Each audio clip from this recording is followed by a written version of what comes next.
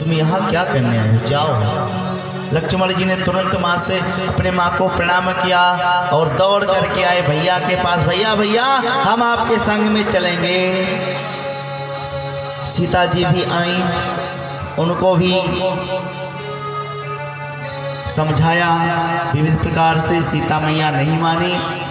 अब तीनों प्राणी बन के लिए तैयार हो गए। सज बन साज समाज सब बनिता बंधु समेत, बंदे विप्र गुरु चरण प्रभु, चले कर सब ही अचेत।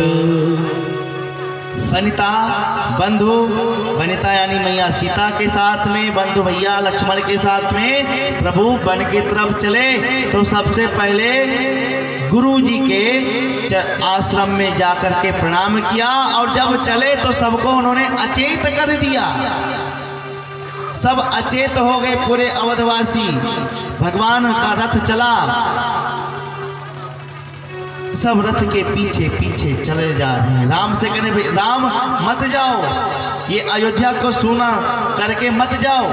लेकिन तो भगवान चल पड़े उनके पीछे पीछे, रथ के पीछे पीछे सब लोग जा रहे हैं। अयोध्यावासी लौट नहीं रहे हैं, भगवान चले जा रहे हैं। रथ जा रहा है, रथ के पीछे पीछे सब दौड़े दौड़े जा रहे हैं। भगवान पहुंच गए तमसा नदी के तट। यहीं पर पहली रात्रि विश्राम किया। सारे लोग थक गए थे, थकान के कारण सब लोग सो गए। भगवान ने अपनी माया को आदेश दिया, सब गहरी नींद में सो गए। सुमंत जी को जाकर के प्रभु ने जगाया और कहा कि आप रथ को इस प्रकार से चलाओ कि इनको पता ना चले। लक्ष्मण घोड़े को आगे आगे लेकर के पहले चले गए, क्योंकि घोड़े हिनाएंगे तो ये लोग जग जाएंगे। खोज मार रथ हाँको ताता, इस प्रकार से रथ को हाँको कि इनको पता ना चले। सुमंत जी विविध प्रकार से रथ को घुमाया चारों तरफ और वहां से सबको सोता हुआ छोड़ करके चले गए। प्रातः काल सब जगे, राम राम कह करके सब रो रो करके और अवध को वापस चले गए। लक्ष्मण भैया मैया सीता और राम के साथ रथ पे सवार हुए और सिंहवेरपुर पहुंच गए। सिंहवेरपुर का राजा निषाद राज गुह था। उसने जब सुना कि मेरे सरकार आए हैं, दौड़ करके स्वागत करने के लिए पहुंच गया। बोले प्रभु मैंने आपके बारे में सारी बात को सुन लिया है। अरे क्या हुआ, अवध में आप नहीं रह सकते हो? ये आपका मित्र किस काम का कब काम में आएगा? हम हमारे राज्य में चल करके आप चैन से रहो, कोई भी कुछ नहीं कर सकता है। भरत यदि युद्ध करने के लिए आएगा तो सबसे पहले मैं उसके आगे आ जाऊंगा। राम ने कहा कि कौन कहता है कि भरत का उसमें चाल है, और मेरी माँ का आदेश है, इसलिए मैं किसी नगर में नहीं जा सकता हूँ। अब क्या करें मेरे प्रभु?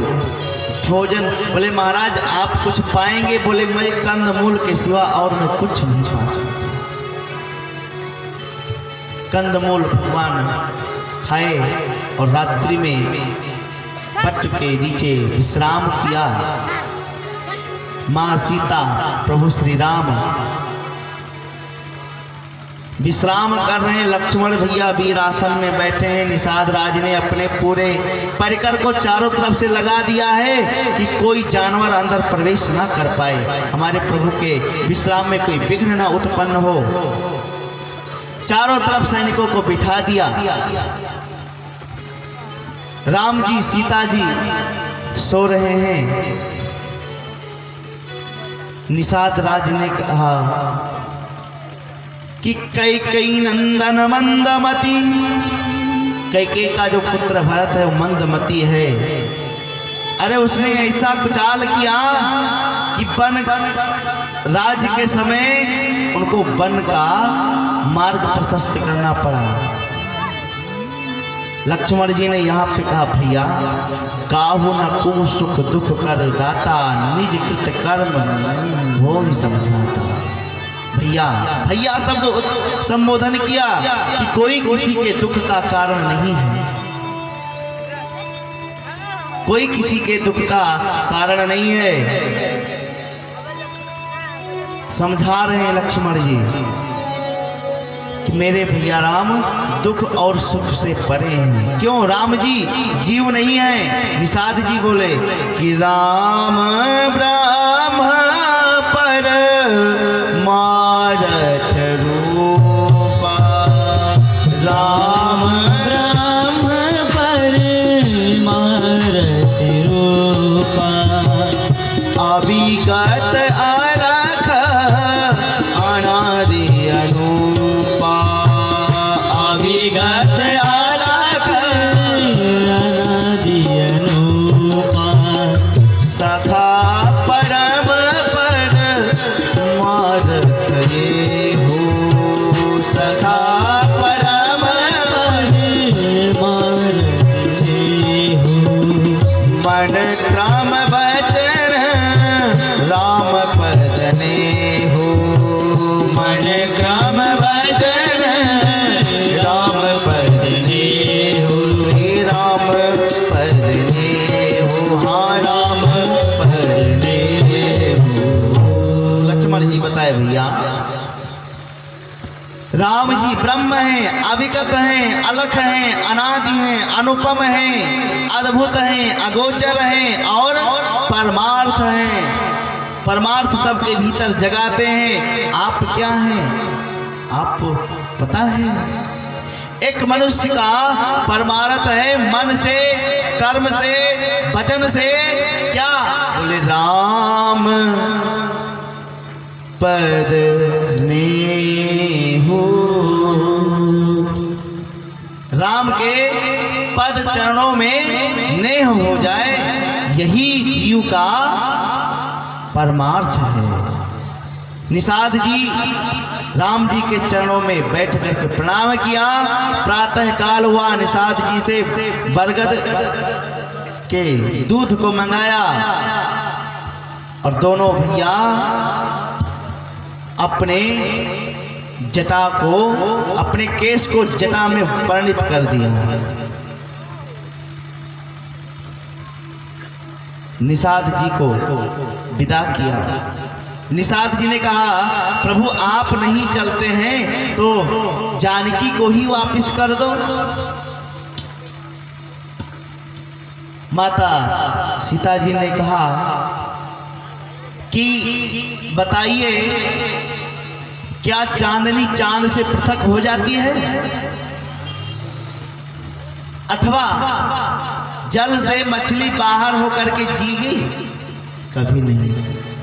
तो मेरा जीवन इसी प्रकार से है, आप हमको कैसे ले जा सकते हैं? इसका उत्तर आप दीजिए, चले हम आपके साथ में चलेंगे।